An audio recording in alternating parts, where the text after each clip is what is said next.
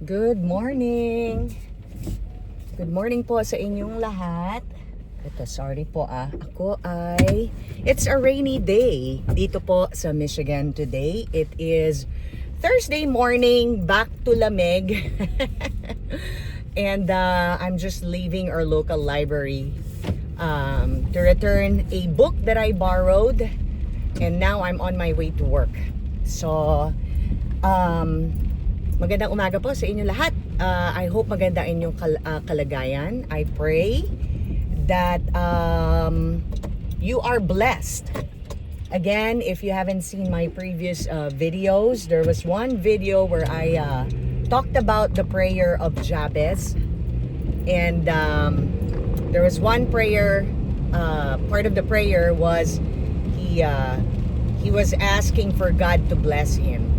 And in-explain ng pastor na ang ibig sabihin ng bless sa Bible is supernatural abilities or supernatural ability. So, hindi yan material na bagay lang. So, that's why now when I tell people, God bless you, what I want is for God to give you supernatural ability. Why do we need supernatural ability? Just like yung Holy Spirit. Kasi without God, or the Holy Spirit na binibigay niya, or yung blessing which is in supernatural ability, we cannot do anything. So that's why I hope that God is blessing you right this moment. Anyway, ang gusto ko pong pag-usapan natin ay ang sacrifice, yung act ng sacrifice. Alam niyo ho, nagmumuni-muni ako, no? Isip ko, ano ba ang talagang pagmamahal, no? And if you think about it, love is what? For me, sa aking pag-meditate, pagmumuni-muni about, you know, the Bible, God, yung mga wisdom, yung mga natututunan ko lately na biblical, you know, love is sacrifice. Okay, paano ko na nasabi yan? Pag inisip nyo si God, paano dinemonstrate ni God ang pagmamahal niya sa atin? He gave up His only begotten Son, Jesus, to do what? To pay for our sins. Bakit? Kasi mahal niya tayo. So ano yung dinemonstrate niya? Sacrifice on His end. Not just a small sacrifice, but a really, really big sacrifice, hindi mo ba? Pangalawa, sa pangalawang malaking demonstration ng love at sacrifice, no? Pagsasacrifice. Si Jesus. So, pag-sacrifice ni God sa pagbibigay ng anak niya kay Jesus, ano sumunod? Si Jesus naman, dinemonstrate ang kanyang pagmamahal sa atin by sacrificing Himself na nagpapako siya sa krus. Lahat ng pinagdaanan niya para saan? Bayaran ng ating kasalanan. So again, it's another huge act of sacrifice. Bakit? Kasi mahal sa pagmamahal sa atin. Pangatlong example ko kung bakit ko nasabi na ang ibig sabihin ng pagmamahal ay sacrifice. Mga magulang natin. 'Di ba? Paano napapakita sa atin ng magulang natin ang ultimate na pagmamahal nila sa atin? Sakripisyo. 'Di ba nga kasi ako hindi naman po ako naging magulang, wala kaming anak mag-asawa, no? Pero anak ako, nakita ko ang sacrifice ng mama ko, especially kasi ang tatay ko namatay when I was only 4 years old. So since then, my mother became a single mom to 3 daughters. Ako po yung youngest. Single mom to a 4-year-old, 6-year-old, and an 11-year-old. Diba? So, imagine niyo nung sakripisyo ng nanay ko na wala na siyang naging buhay sa pangsarili niya. Hindi na siya nabuhay sa pangsarili niya. Buong buhay niya, simula iniluwal niya kami, is pagtatrabaho, pagsisikhay sa buhay para pakainin kami, palakihin kami, bigyan kami ng mga basic needs namin, paaralin kami. Hanggang ngayon, matanda na siya, gustong-gusto pa kumita ng pera. Bakit? Kasi gusto niya may maipamana pa siya sa amin. Yan ang, diyan mo makikita, walang ibang magsasakripisyo ng ganyan para sa akin kundi ang nanay ko. Bakit? Kasi nanay ko talagang mahal ako. So nakikita nyo, yung mga totoong demonstration ng love, ang ipinakita nila, ipinamalas nila ay sacrifice. Ano ang opposite ng mga pinakita ni God, ni Jesus at ng mga magulang natin? Opposite ng selfishness. Kung hindi, selflessness ang ipinakita nila. Kaya mag-isip tayo, kahit ito yung bago kong book na binabasa, yung Sacred Marriage, ang pinakasuma total ng libro to make a marriage work is an attitude of sacrifice. Kasi pag pumasok ka sa isang relationship, in this case sa marriage, na ang iniisip mo is your spouse, your partner should be doing this for you, should be making you happy, should be giving you this, selfish ka, ay hindi talaga mag-work. Pero pag pumasok ka sa marriage na ang iyong attitude is service, paano ko pagsisilbihan ng asawa ko? Ito pa magandang question. How can I help my husband or my wife grow? Hindi lang grow as a person, mas malalim, mas effective, mas maganda, grow spiritually and become closer to God. How can I help my wife, my husband grow his or her love towards God? How can I make my husband become closer to God? Siyempre, 'di ba? Yan ang healthy marriage. Pag dalawa kayong mag-asawa, iniisip nyo kung paano nyo pagbubutihin ang isa't isa, paano nyo masisilbihan ang isa't isa. How can you love each other more? How can you serve each other more? Na i-demonstrate yan sa pang-araw-araw na, bawa, ako, 'di ba? Mas natural sa akin bilang babae na talaga magluto, no? So kahit limbawa sa umaga nagmamadali na akong umalis, like, this morning. Ang goal ko is to make sure na bago ko umalis, may laman ng tiyan ng asawa ko. So, it's part of my morning routine na pagluluto ko siya kung ano, paghahanda ko siya kung ano yung gusto niya kainin. Diba? Ang asawa ko naman, ang sweet nga niyan, sabi niya sa akin, lahat daw ng, alam niyo ba, nakakakilig talaga, no? At sabi ng asawa ko sa akin, lahat daw ng ginagawa niya revolves around me. How everything he does is for me. Kung paano niya ako poprotektahan, paano siya makakapag-provide sa akin. Hindi ba yan ang nakakatuwang love? Yan talaga yung love. So ako naman din, ganun din. Siyempre, pa rin, hindi na tayo perfecto. May mga sinful nature pa rin tayo. Pero masasabi ko sa aming mag-asawa, kahit nagkakamali pa rin kami, we make mistakes, may sometimes selfish pa rin kami, no? Pero parang nakakatuwa kasi after being together for 19 years, masasabi ko kaya nag-work yung relationship namin, praise God, kasi nakikita ko sa personalidad namin dalawang mag-asawa, kami, service oriented, hindi lang sa isa't isa, kahit sa ibang tao. Yung pala, no, yan pala ma-advise ko sa inyo, kasi by nature matulungin yung asawa ko. By nature din, hindi ko naman po inaangat yung sariling bangko ko. At this point naman, maaano nyo naman talaga, maa-assess nyo naman yung sarili nyo, di ba? Mas madali sa akin magbigay. Kumbaga sa akin ho, ang pera, wala. Kaya maganon ho ako sa pera. Alam mo ng pamilya ko yan. At the same time, I find joy in helping other people. Ganon din yung asawa ko. Alam niyo ba, nung one time nasa Mexico kami, nasa table na kami, kumakain kami, bigla siyang tumayo. Hindi naman siya nagsabi kung saan siya pupunta, pero syempre nasundan ko siya, pinanood ko kung saan siya pupunta. Meron nagwawalis na matandang Mexicana, lola na, no? Nagwawalis ng sahig. May inabot yung asawa ko, alam ko pera. Tapos yung pagbalik niya, kinuwento niya sa akin na inabutan daw niya ng $20. So maraming ganyan instances. Ako din, parehas kami, we do that kind of yung ganyang action at pagtulong sa ibang kapwa. Makikita ko na lang yung asawa ko, winawalis yung mga dahon kasi every fall season naglulugas yung mga dahon dito ho, no? So you have to rake it, So, nakita ko siya, nandun siya sa kapitbahay namin si Tracy. And Tracy is, I think divorced siya. Single siya eh. Mag-isa lang siya sa bahay niya. Kahit hindi hiningi ni Tracy yung tulong niya, tutulungan niya. Dun siya.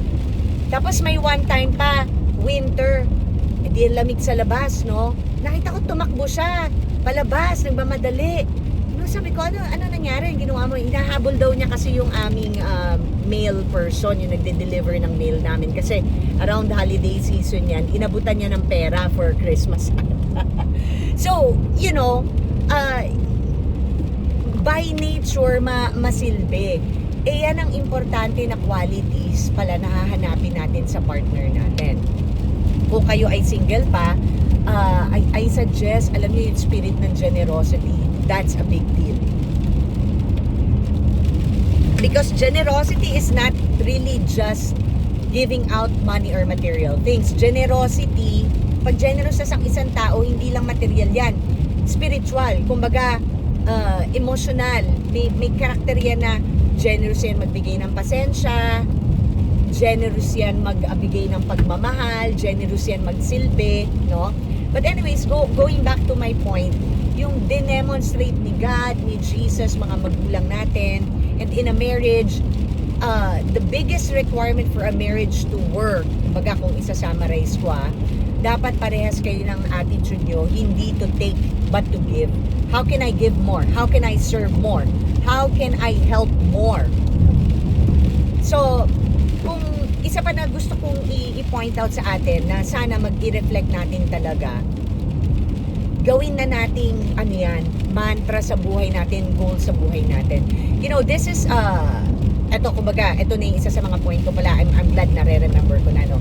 You know, in our society, especially dito sa western countries, no, culture ngayon dito, there's a big push to be selfish. Yan ang mas ipinupush ngayon dito eh. 'Di ba sa mundo ngayon, 'di ba? Kasi syempre si Satan is, you know, out to kill, steal, destroy, deceive people, divide people. So ang tinuturo ni Satan is, oh, you have to think of yourself. You know, if they're not helping you, you gotta cut them off. If they're not serving you, you have to get rid of them of your life. Oh, pag toxic yan, hiwalayan mo na yan. You know, if they have nothing to offer you, you know, leave them behind or walk away. No? At laging tinuturo ni Satan sa pagpapasok ng relationship, oh, he's not doing this for me. Oh, but she's not being this way. We're very quick to look at what people are not doing for us, but we're not having the attitude of what can I offer my partner? What can I do to help my family become closer to God?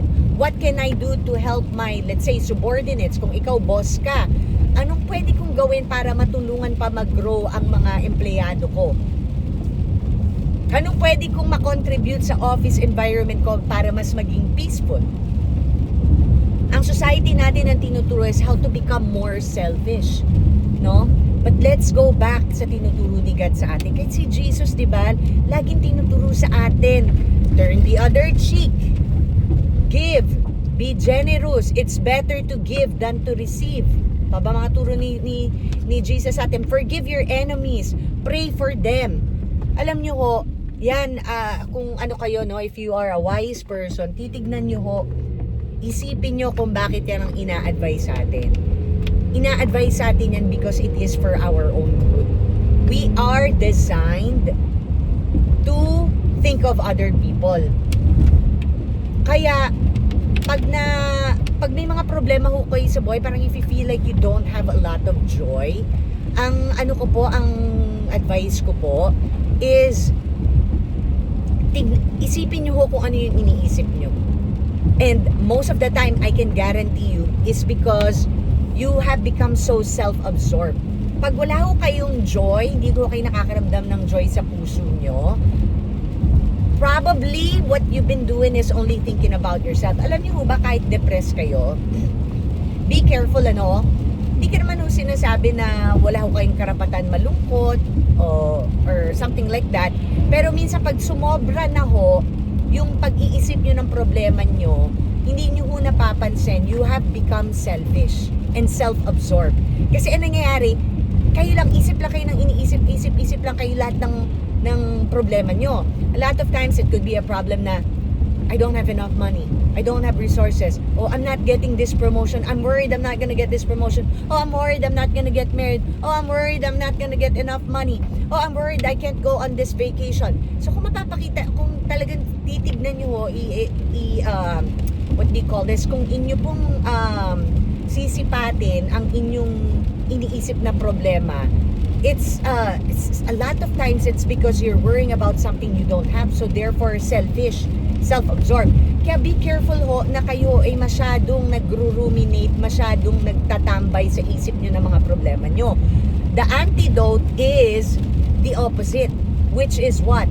To start thinking about what you already have. Kaya nga ho yung gratitude practice every day, effective po yan. Kaya yan ho, ano ho yan, i-check up nyo po yung sarili nyo. Pag malungkot kayo, garantido, it's because you have been thinking so much about yourself in a negative way, in a selfish way. Kaya ang gagawin nyo, and usually yan yun nga, like I said, usually isip kayo ng isip ng wala kayo, what you're lacking. O di selfish po yan, di ba? So, ang antidote dyan, ang gamot dyan is isipin nyo, magpaka-thankful kayo. Isipin nyo kung ano yung grabing binigay na blessing na sa inyo ni God. Yan ang ano ko. Yan ang advice ko. So yun po, be very careful kasi ho, ang mundo, si Satan, ang ginawa niya na ho sa atin, pinupukpok niya ho tayo ng mga messaging na, to be selfish. Always, trying to tell us what people are not giving us. People are not behaving the way we want them to behave. Sa mga relationship, lagi tayo nagkikwenta kung ano yung hindi binibigay sa atin. We have to change our perspective. Isipin nyo, si God, si Jesus. Lalo na si Jesus, diba? Ano bang utang ni Jesus sa atin? We don't even deserve it. We are such sinners. Pag binasa nyo yung Bible, grabe yung mga kasalanan ng tao noon. Pero despite that, nag-sacrifice si Jesus despite that. So yan, sila ang role model natin, yung mga magulang natin. Alam niyo, yung nanay ko, meron siyang restaurant. Matagal na siya sa restaurant niya. And yung mga bumibili sa kanya, sabihin na natin most of them minimum wage earner. So hindi malalaki po yung sweldo nila. Kwento ng nanay ko, tagal niya na kasi dun sa pwesto niya. Nung daw, yung mga iba daw doon, nung single pa, wala pang mga asawa, we'll buy whatever they want. Kung gusto ng juice, gusto ng karne, na ulam, Nung nagkaanak na, minsan daw dadampot ng item. Pag alam na medyo mahal, kung mamon man yan na masarap or something, ibababa. Kasi nagsasacrifice na nga para sa anak. Hindi na pang sarili. Gusto man niyang bilhin yung masarap na mamon, pero ay mahal. Bibili ko na lang to ng gatas ng anak ko. Or bibili ko na lang itong pera na to, i-reserve ko na lang sa kung anong gugustuhin ng anak ko. Yan ang sacrifice. And if we want our lives to flourish, we have to adapt and to embrace the character of Christ-like Jesus. Lagi natin iisipin na kung gusto ho natin sumaya, mag-isip po tayo kung paano ho tayo tutulong sa ibang tao. Kung gusto natin sumaya at maging masaya ang relationship, maging bless ang ating mga relationship, either sa pamilya, sa kapatid, sa mga katrabaho, yung ating mga, let's say, kung business owner kayo like me, yung ating mga clients, we should always be thinking about what we can do more for them, for other people. Yan ho ang topic na gusto kong pag-usapan natin. I-meditate nyo ho yan. Kasi totoo yan, if you want a fruitful life, if you want a blessed life, if you want to be happy, do more for other people. Sacrifice more for other people. Paano nade-demonstrate yung mga sacrifice na yan sa araw-araw na buhay? Yung pagpapasensya, pagpapatawa, halimbawa sa mga dynamic nyo mga kapatid, magpapamilya, sa nanay, tatay, minsan kahit nagkakairitahan kayo, be quick to forgive. That's a demonstration of love and sacrifice. Kayo na mag-sacrifice, kayo na mag-sorry, kayo na ang maging open-minded, 'di ba? Kayo na ang maging mapagpatawad. That's how you demonstrate sacrifice and love sa inyong mga asawa. Always think about how can I help my spouse and my kids grow more. Ano ba yung mga pangangailangan nila? Laging yon yung attitude of service and sacrifice for other people. Yan po ang hidden treasure. And not so hidden treasure. Wag ho natin kakagatin yung sinasabi ni Satan na to be happy you have to think of yourself. That's the opposite. As long as you are selfish, you will never be happy. If you want to be blessed, if you want to be happy, yung totoong genuine happiness, hindi yung superficial lang, yung talagang joy in your heart, help other people. Have the attitude na saan kayo magpunta, how can I help you? How can I serve you? How can I make you grow? How can I help you solve your problem? And ultimately, how can I make you become closer to God? So, ayun lang po. Let's pray. Lord, thank you po for another sharing with each other. Thank you po sa technology. Thank you po. Kung sino yung random na nakakapanood sa atin, kayo po in-anoint nyo po, hinayaan nyo na makita nila tong video ko na ito. Perhaps they need this message. Everything comes from God. We glorify God. Hindi ko po original idea to.